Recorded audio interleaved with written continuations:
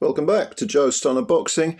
Naoya Inoue, the undisputed super-bantamweight champion, 122-pound champion, he announced that he intends to stay in that weight class for the next 2 years.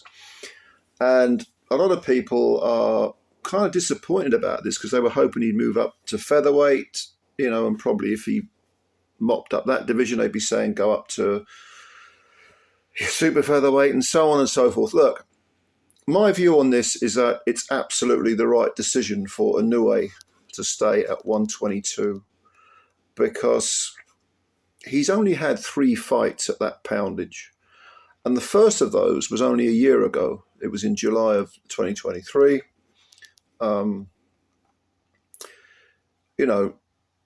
Why move up if you're still relatively new to a weight class? Now, I know he's won all 4 belts, and he won them in remarkably quick time and in rather spectacular fashion. I mean, he picked up 2 of the belts by knocking out Stephen Fulton in 8 rounds. Fulton was supposed to be a real handful for Inoue. A lot of people picked him to win. I personally didn't, but a lot of people did. Then he picked up the other 2 belts against Marlon Tapales with a 10th round KO. And then he had that fantastic fight where he came off the floor to beat Luis Neri, the sort of bête noire of Japanese boxing, and retained all 4 belts. And that was a 6th round KO. Down in the first, had Neri down in the second and the 5th, and then knocked him out in the 6th.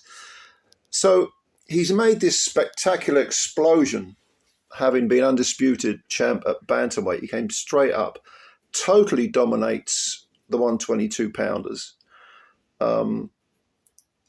But he's only had 3 fights there, and he's only been in that weight class for 1 year. I mean, why should he move up just for the sake of it?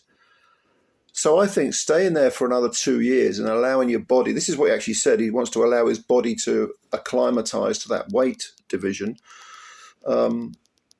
Because to be honest with you, if at a squeeze, he could probably make bantamweight again. I mean, his body hasn't adjusted. It's kind of like when, different weights obviously, but when Alexander Usyk moved up to heavyweight, the first fight was against Derek Chisora, and he had a few problems early on. No, nothing major, but eventually took over in the second half of the fight, won a points decision. Actually, his first fight was against Chaz Witherspoon, and then it was Chisora, wasn't it, at heavyweight? And it took him time to settle into that weight division, because obviously your body has to adjust. Your body has to become used to what it considers to be a natural weight, your metabolism and so on. And then you saw what he did against Anthony Joshua, Usyk, and then of course we know what he did with the huge Tyson Fury, who, and again I always say this, but it was kind of ridiculous from the opening bell to see this gigantic man moving away from this smaller man who was hunting him down. It was almost comical, like the elephant running away from the mouse. Now, of course, for Inoue, it's a lot different because he only weighs, really weighs 100 pounds less to what Alexander Usyk weighs, and probably about 150 pounds less to what Tyson Fury weighs. But nevertheless, for smaller guys, it's still valid. You have to allow your body to settle into a weight and for that weight to become natural. The last thing you want to keep doing is piling on the pounds, and just for the sake of it, and fighting much, much bigger men just for the sake of it. I mean, the obvious example of people who've done that is Manny Pacquiao. And although he never failed a PED test, I have to wonder about Pacquiao. I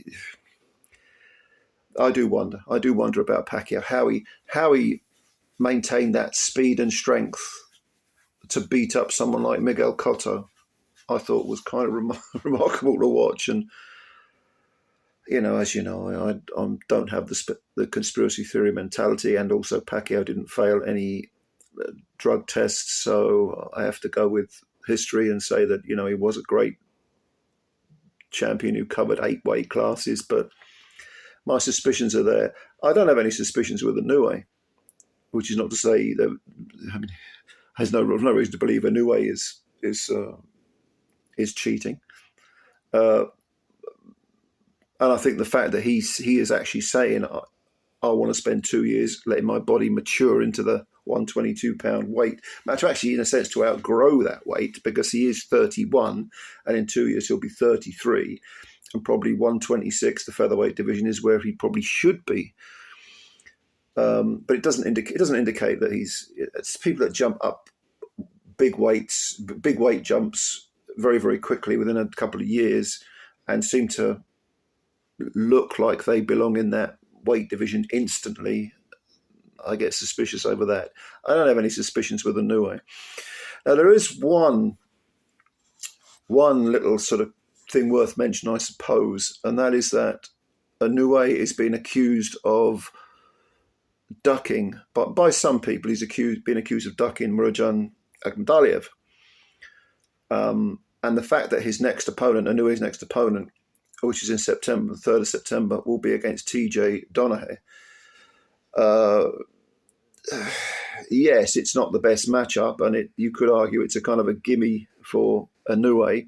Donahue's 26 wins, 4 defeats. Not many people are giving him a chance to beat Inoue.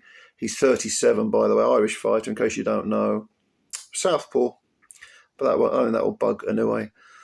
And he does have 20 KOs in 26 wins. So is he a no-hoper? Well, he's a rank outsider, let's put it that way. I mean, I've seen bigger upsets than that, but that would be a major, major upset if Inoue lost to Donahue. But a lot of people say, well, Inoue has fought, look at what he's done in recent years. It's incredible. Maybe he's entitled to, should we say, a lesser opponent. But of course, those lesser opponents can be banana skins. So Inoue has to be minding his P's and Q's and taking it seriously, not getting complacent. But getting back to Akhmadaliev, this is the one that a lot of people want to see Inoue fight. I don't think Inoue's ducking anyone. I think he'll get around to facing, anyone and everyone, as he's done in previous weight divisions. There's no evidence of him ever ducking anyone previously, so I don't really see why that would start now. Of course, it's not impossible, but then maybe they want to build up the Akhmadaliev fight. Do you know what I mean? It's don't forget. I mean, Akhmadaliev already has a defeat on his record to Marlon Tapales, who Inoue knocked out in 10 rounds. And in fact, that was only 2 fights ago. That was in April of 2023, last year. He's only had 1 fight since then, Akhmadaliev. It was a good win. It was an 8th round KO of Kevin Gonzalez, who was previously undefeated, 26-0-1. But with a 12-1 record, 9 KOs, Akhmadaliev can fight, don't get me wrong. He's got a good win over Ronnie Rios, who at the time was 33-3. I think he knocked him out in the last round. Has he fought in Japan before? I don't think he has. I think almost all his fights have. I think if not all of them, then most of them have been in the US.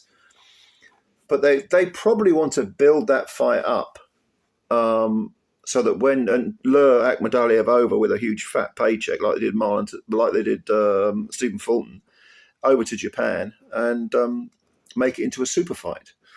Because don't forget, Inoue in his last fight sold out, 50,000 stadium, 50,000 fans came out. He is an enormous star in Japan, and deservedly so. And in fact, Akhmadaliev, who lost it when he lost to Tapales, he did have the IBF and WBA super-bantamweight titles. He lost them to Tapales, so he hasn't got a belt. Well, obviously not, because Inoue is the undisputed champ. But it's not like he's one of those secondary champs, or he's without any kind of title. So they'll need to build him up as an opponent for the Japanese market, and then once he gets this, killer reputation, hopefully, then a fight with him and Inoue would be a major blockbuster event in Japan. So I don't hold with the idea that Inoue is ducking Akhmadaliev. I think it's a fight for the future, and probably like I say, Inoue, you know, we consider he's had he's unified two divisions, bantamweight and super bantam, in the space of, I think it was a year and a week or something. It's just an extraordinary record. And I think probably he wants not a rest, but don't forget, if he's going to spend 2 years at 120, another 2 years at 122, which will make a total of 3 years, and he wants to sort of naturally outgrow that weight, he's probably viewing the TJ Donahue's of the world as an opportunity to, to do that, to sort of, allow his body to acclimatize without putting too many miles on the clock. But again, of course, he has to take these so-called gimme fights seriously, because a rank underdog can beat the rank favourite. By no means at all is it impossible that Donahue's would beat Inoue. It's unlikely, but it's not impossible. Don't forget, some of us go back to the days of watching Buster Douglas knock out Mike Tyson. Biggest upset in boxing history by far. And there have been some real scorchers. But yeah. And what do you think of Inoue? Let me know. Leave your comments below. I mean, I'll watch the guy fight anyone, but you may think, well, TJ Donahue's 37. What's that? Is that worth watching? I always love watching Inoue. Inoue is one of those fighters that, I feel privileged to be watching his career, just like I was privileged to watch fighters in previous years, in previous eras. I think looking back, we're gonna say this guy was the greatest Japanese fighter ever, and was a joy to watch. Very, very exciting. But what do you think? Leave your comments below. And as always, thank you for watching this video. Do please subscribe to the channel if you're new. I'd appreciate that. And also hit the like button if you like the video. Okay, ladies and gentlemen, I hope you're having a good week, and it continues. And I will see you later. Bye for now.